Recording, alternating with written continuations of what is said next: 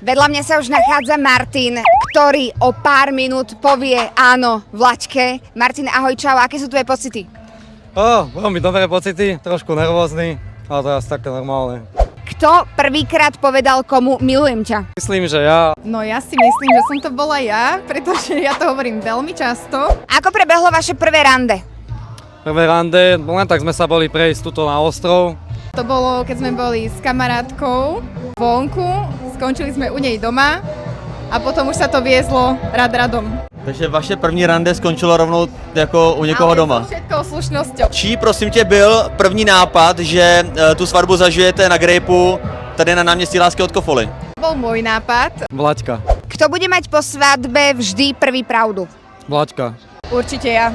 A pak mě ještě zajímá, kdo lépe vaří. Určite môj nastávajúci.